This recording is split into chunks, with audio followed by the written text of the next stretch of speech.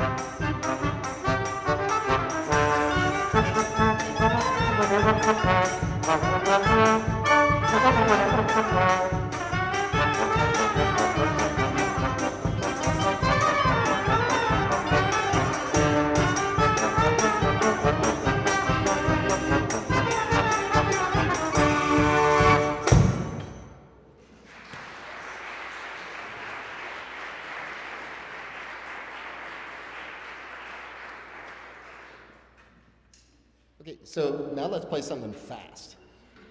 No, actually, that was another Bulgar. That was called Der Heißer Bulgar, one of our faster tunes, and it means the hot Bulgar. A lot of the titles of these tunes are in a language called Yiddish. It's a mixture, I think, of German and Hebrew. And so Der Heißer Bulgar is the hot Bulgar, and the next one is actually going to slow it down. It's called At Azoy, which means that's the way, and if you listen really closely, you'll hear us sing again. I say again because that hey was us singing in the last tune. That was it.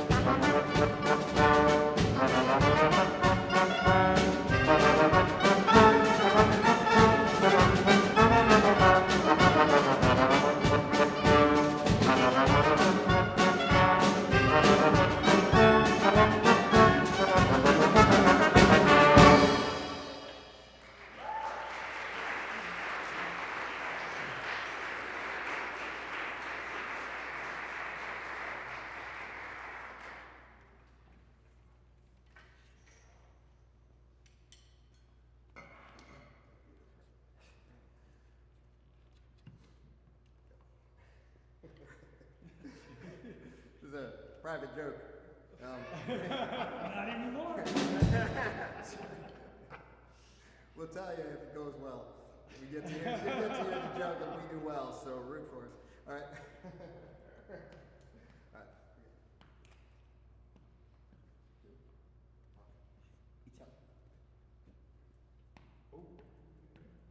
See?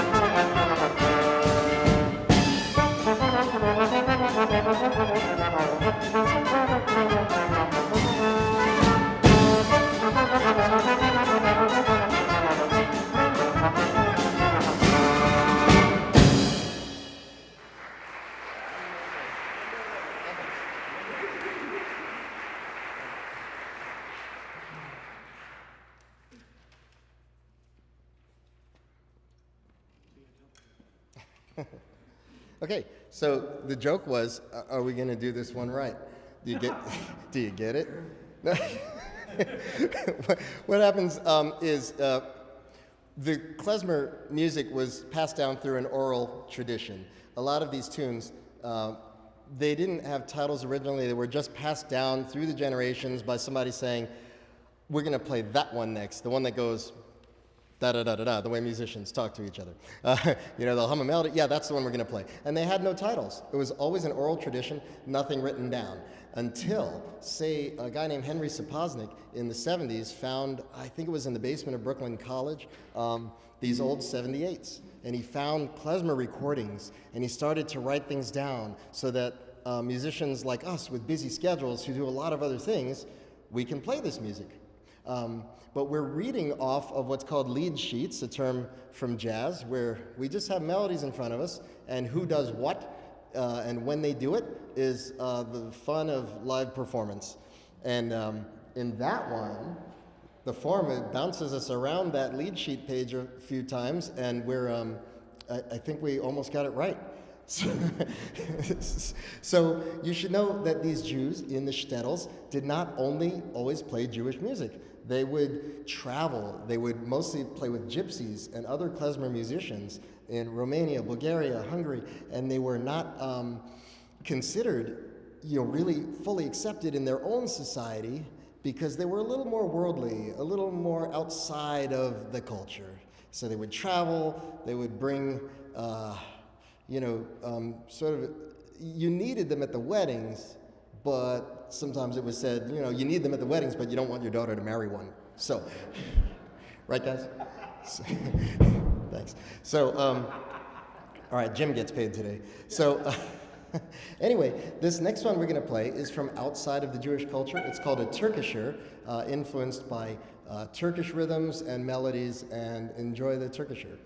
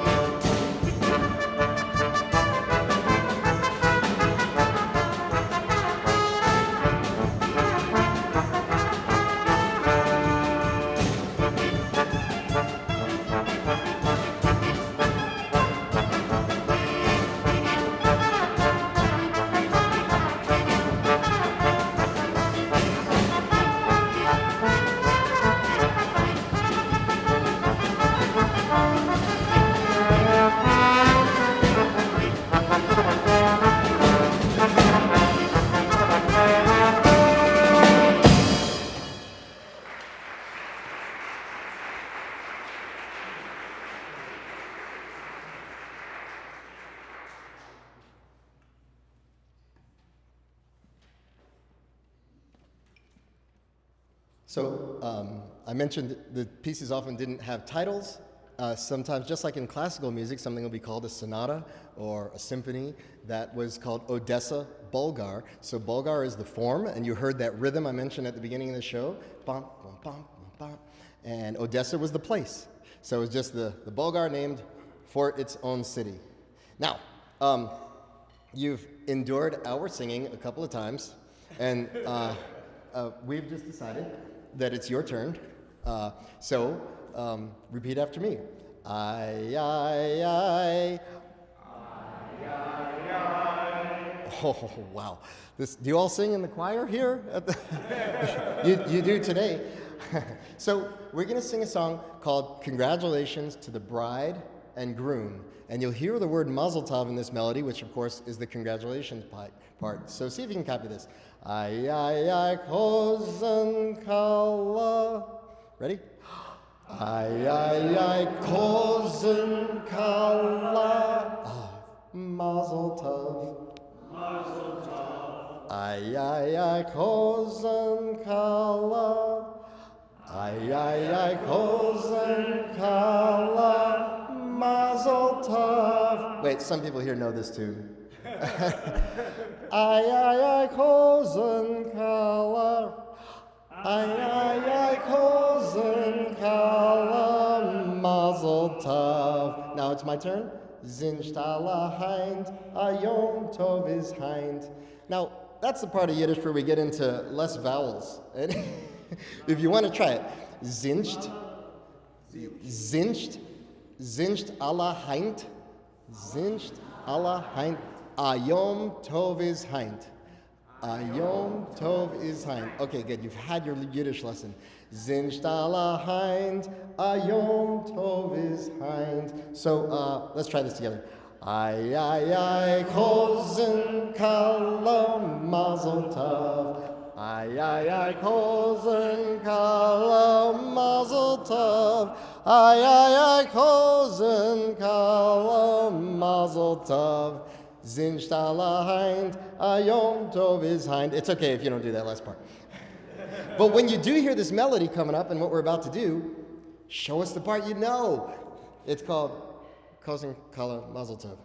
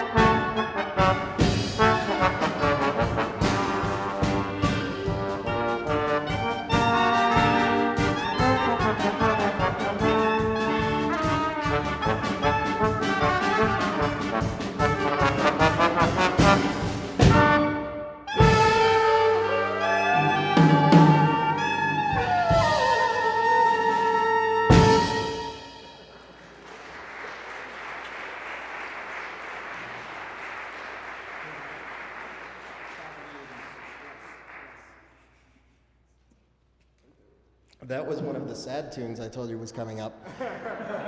Actually, no. It was called the Happy Nigun. And the nigun was a song form that didn't have words. And there's a couple videos of this online. You can see hundreds of Hasidic rabbis singing these, what we call table-pounding drinking songs. They'll sing for 30 minutes, 40 minutes, an hour, the same tune. It just goes and goes round and round. We don't do that here. But we would only play you one or two songs. But Klezmer Band will play much longer when there's people dancing, like at the wedding, and then watching the dancers and knowing their music well enough to not need it or not look at it. They could change the way they play based on the lift in the feet and the type of dance that's going on. And so another famous nigun, or wordless song, eventually had words added to it, and it's called Hava Nagila. But it didn't originally have words, and we'll play that for you later. The next tune does get into the sad stuff. What would happen is you would hear this certain rhythm, bum, bum, bum, bum, bum, from within your house in the shtetl, and you would know, oh, I have to go outside. The band is marching through the town with that rhythm, signaling to people that a Jewish wedding is about to take place. So you would leave and follow the band, and they would march you over to the site of the wedding. And they had these tunes called jacques, or a slow hora. The jacques would lead you to the wedding, and they had a different jock for the parents of the bride, a different one for the parents of the groom. And they could be so sad, reminding the bride that her life's about to get harder. You've been taken care of by your parents. Now you have to take care of your husband while he studies all day, and you'll suffer childbirth, and it's just going to be terrible. And by the end of the song, everyone's crying. And for the groom, it wasn't too. For the groom, it wasn't too much better. You're going to have to study all day. You're going to have to provide for your family. Your life won't be much better now that you're getting married. And after his jock, he's crying too. And then suddenly the glass breaks, and we get to the Freliks, the happy stuff.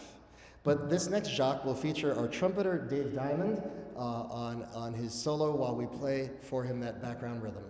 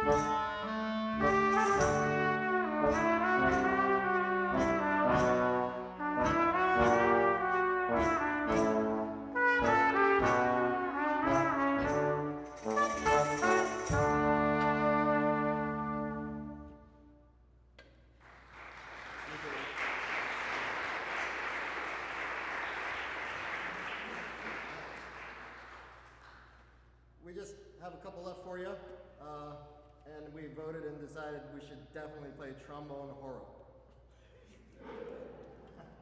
Right?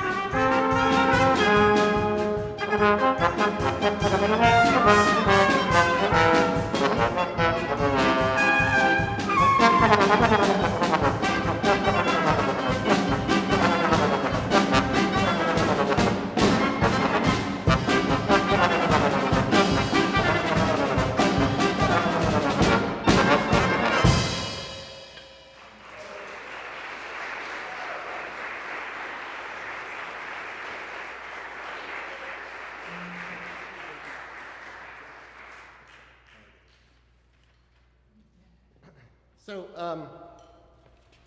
well, the mic's just going to have to pick me up.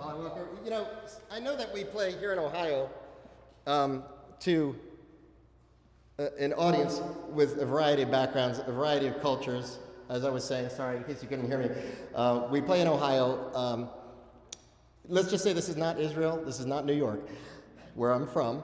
And so we have an audience with a variety of backgrounds, and I'm wondering who in here has ever, for their kids maybe, gotten an elf on the shelf? And oh, you've got it. So some of you know what it is. There's this little stuffed elf, and it comes with a children's book, and you hide the elf on the shelf around Christmas time, and somebody invented one for that other holiday, and it's called the mensch on the bench. A mensch is a Yiddish word for a really good person, and I'll show you my mensch on the bench. Here he is. He comes with a book too. And there he is. So, of course, they followed up with the kippah cantor. The kippah is the head covering, and the cantor is the singer in the temple, and she's over here. And here he is. She sings, well, not in public, she's shy. So there's the kippah cantor, and they've invented a few other things. They have the mitzvah moose. And the mitzvah moose, if I squeeze the right paw, and if it was dark in here, you'd see each light on the menorah. Wait, I gotta get the right. I can't find it. Why? It would be a mitzvah if you would find that. Help me find that switch. Well, when I find the switch, each little candle lights up, and it's really awesome. It may be the best thing you've never seen in your life. Let me see. Okay, well, trust me, it lights up. Oh, wait, there it is. It's cool. So cool. Anyway, mitzvah moose. And finally, this next one better work. We have Bubby. And so, anybody got a question for Bubby? Oh, I'll go first. Bubby, did you like the concert? You should have listened to me the first time. I said, did you hear what she said? She said you should have listened to me the first time. Let's see if I can get this. Ask her another question. Would you come hear us again, Bubby? Tell Papa to get his tuchus off the couch. Tell Papa to get his tuchus off the couch. I can't do a Yiddish lesson all day long, so I'll leave it to your imagination. Let's see what else she says. I don't know. I've got bupkis. Don't forget to call your Bobby. And it goes on from there. So it's Hanukkah time, and we have a Hanukkah tune for you for our last selection. I hope you had a good time.